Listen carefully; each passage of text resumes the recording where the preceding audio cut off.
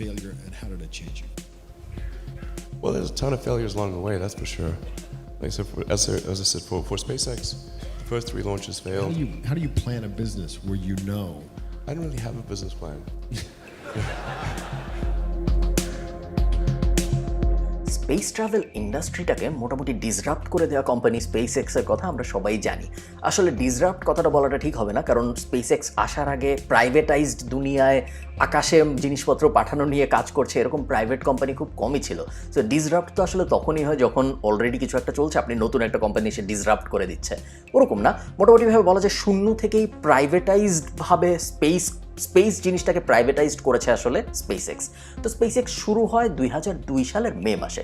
আমি আজকে যখন এই ভিডিওটা রেকর্ড করছি এখন 2020 সাল, সো প্রায় 18 বছর আগে স্পেসএক্স শুরু হয়। মজার একটা গল্প বলি, ইলন মাস্ক কিন্তু শুরুতে ভাবে নাই যে ও স্পেসএক্স টাইপ একটা কোম্পানি বানাবে। দেখেন, ইলন মাস্ক পেপাল বিক্রি করে দিল এবং পেপাল বিক্রি করেও অনেক টাকা পাইলো। পেপালের গল্প আমি আরেকদিন বলবো, সো আপনারা যারা ওই গল্পটা জানতে চান আপনারা সাবস্ক্রাইব করতে ভুলবেন না।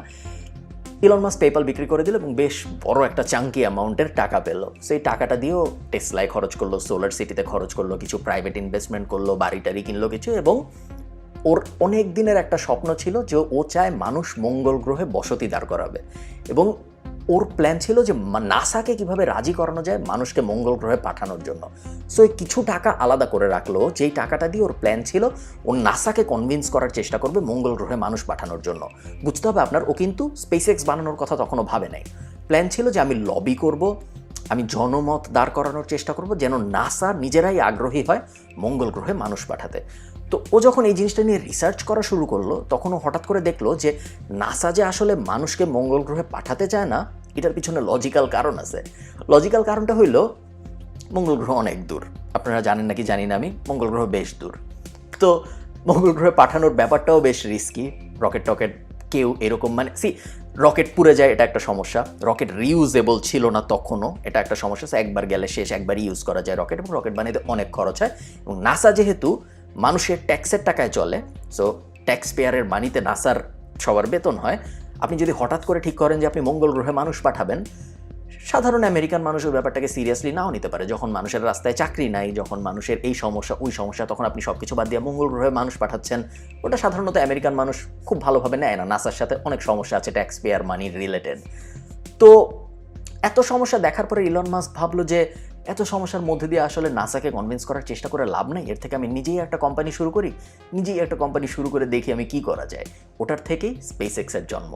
মজার ব্যাপার হলো আজকের এই ভিডিও স্পেসএক্স নিয়ে না, যদিও আমি এতক্ষণ স্পেসএক্স নিয়ে বকবক করলাম, আজকের এই ভিডিও স্পেসএক্সের একটা খুব স্পেশাল প্রোগ্রাম নিয়ে, যেটাকে বলা হয় স্টারলিংক। এবং ওই প্রোগ্রামটার আইডিয়া কিভাবে আসলো, ওই প্রোগ্রামটা এখন কি হবে না হবে, এবং পুরো পৃথিবীকে কিভাবে ইন্টারনেটের আওতায় নিয়ে আসার জন্য ইলন মাস্ক কাজ করছে, সে ব্যাপারটা নিয়ে আমি আজকে আপনাদের সাথে কথা বলবো। ওয়েলকাম আজকের হোয়াইট শার্ট শোতে।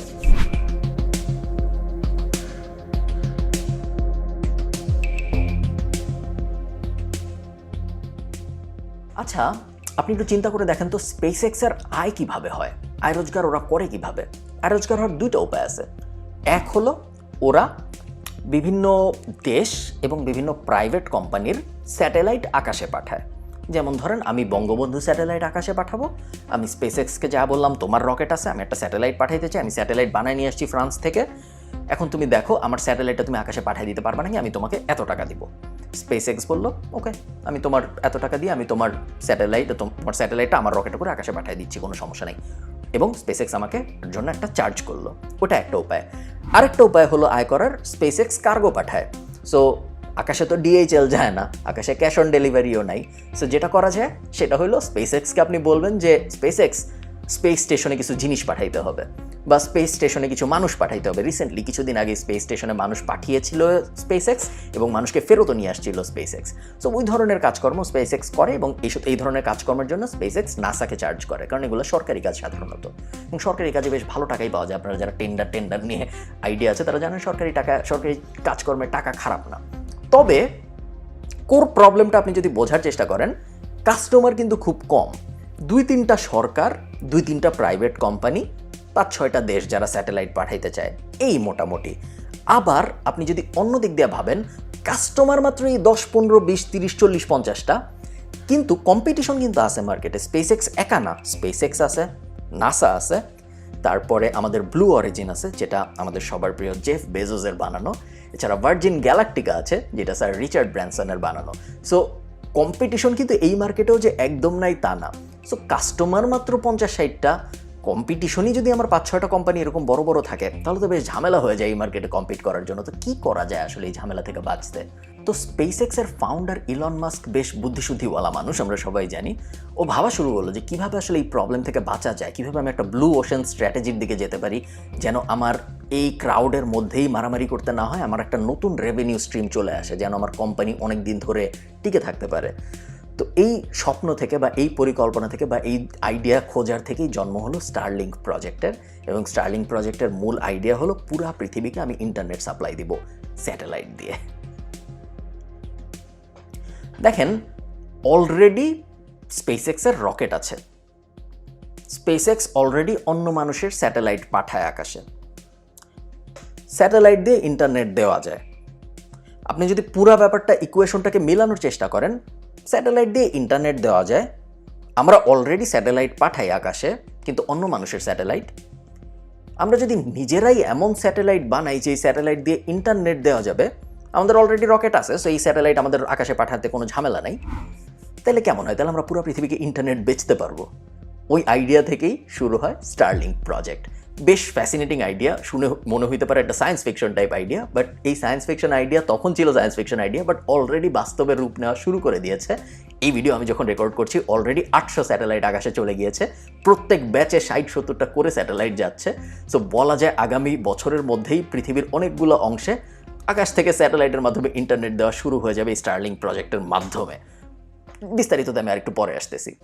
যদি সব কিছু ঠিকঠাক মতো কাজ করে, তাহলে মোটামুটি 42,000 স্যাটেলাইট পাঠাবে স্টারলিংক আকাশে। এবং এই 42,000 স্যাটেলাইট দিয়ে ওদের প্ল্যান হলো পুরা পৃথিবীকে ঘিরে ফেলবে, এবং পুরা পৃথিবীকে এমনভাবে ঘিরে ফেলা হবে যেন পৃথিবীর এমন কোনো কোণা না থাকে যেই কোণায় ওরা ইন্টারনেট দিতে পারবে না আকাশ থেকে। স্টারলিংকের যে স্যাটেলাইট, ওরা ইউজ করছে আসলে লেজার সার্ভিসটা দেওয়ার জন্য। এবং লেজার যেহেতু আলো, আমরা জানি আলোর স্পিড মোটামুটি ভালোই, এবং আলোর স্পিড যেহেতু অনেক বেশি, এই কারণে মোটামুটি ফাইবার অপটিক টাইপ স্পিডই পাওয়া যাবে।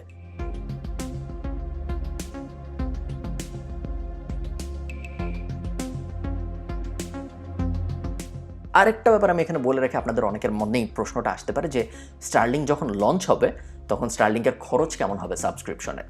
খরচ নিয়ে ইলন মাস্ককে এবং স্পেসএক্সকে অনেকবার জিজ্ঞেস করা হয়েছে যে তোমাদের সার্ভিসের খরচ কেমন হবে, তোমাদের সার্ভিসের কত দাম হবে।